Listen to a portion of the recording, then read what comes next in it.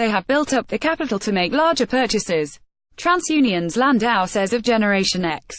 Generation X, dissed in the youth as slackers who wouldn't get off their duffs and get a job, are exerting financial dominance in the automotive loan market, a credit review indicates. Gen Xers born between 1965 and 1979 topped the list of auto loan performance by age group in 2017's fourth quarter, says credit tracker TransUnion's Industry Insights report. Their average car loan balance was $20,868, followed by baby boomers' $19,461,964 who at $18,532 remain an automotive market force, and millennials' $19,801,994 who at $17,619 are becoming a consumer force of their own.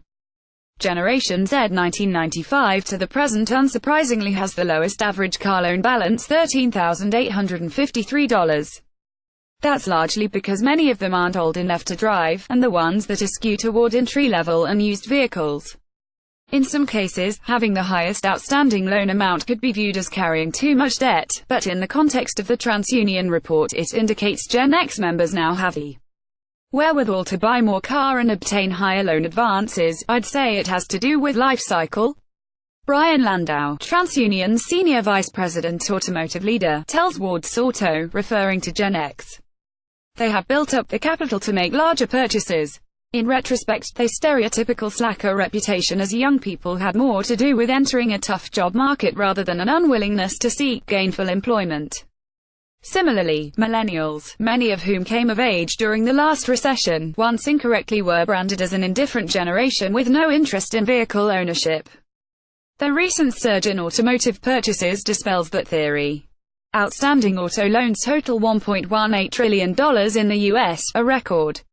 Auto lending grew 5.5% between the fourth quarters of 2016 and 2017, TransUnion says.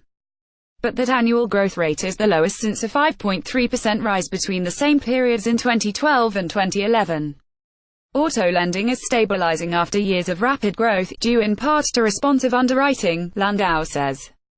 Does that mean it's getting fundamentally better or just slowing down?